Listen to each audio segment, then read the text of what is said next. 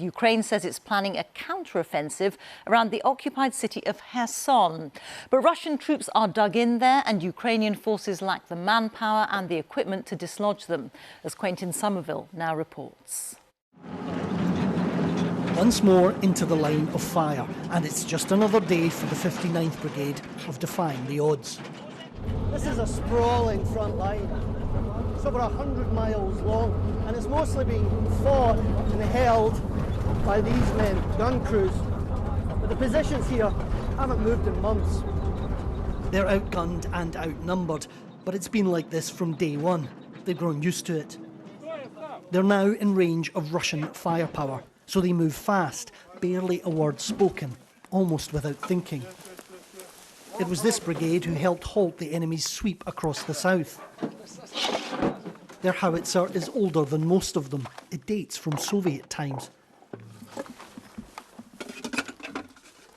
But it's almost become a part of them. Theirs is a practiced rhythm. A drumbeat of shelling on the enemy 8 miles south. 6 months on, question is, what's next for Ukraine? Well, it needs a win here. And it says it's planning a counter-offensive here in the south. But with all that foreign military aid and with all that foreign military training, has it been enough to give Ukraine the breakthrough it needs here? The Russians are dug in and will be hard to shift. And the terrain isn't helping, says Major Sihotsky. The unit got it in the neck. The Russians have so much ammunition. They were shelling a lot. As you can see, this terrain is flat. It's hard to move around freely. There is nowhere to hide, really. There's very little cover. He knows what it's like to lose everything and stops to help a teacher stranded by the roadside. I teach kids so they can learn about the world, so they can learn about all life's wonderful things. But with such a war, when they forced our people to flee, these kids... I have calls with parents. Sorry, my tears are just pouring.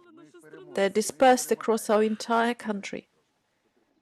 Tetiana and her family join the millions of Ukrainians trying to escape Russian aggression. Even so, though, despite its people being scattered to the four winds, this country has never been more united. For the gun crew, it's the end of another day. 6 months on, the defenders' burden gets no lighter. Only last week, a number of their comrades were killed by Russian fire. And tonight's blackout carries with it extra menace. Cities across Ukraine are on alert. Of course, this Independence Day won't go unnoticed by Russia tonight. And the fear here in the south and across the east is that Ukrainian cities will face a special onslaught. It's 31 years since he left the Soviet army, 31 years of Ukrainian independence. This is Vera. Tonight, Major Sihotsky is without his family. His wife, daughter and grandchildren are now all in London. But there's time to open a window to a world away from here. Hello to you. Glory to Ukraine! Glory to heroes. I wish you a happy Independence Day. And to you. Привет, как дела? Is it quiet today there? It's war here, every day. Please, be strong.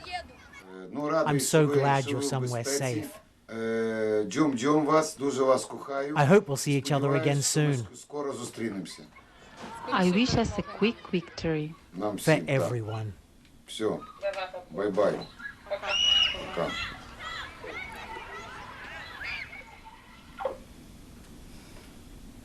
For Ukrainians, wherever they are, there is no escape from the war.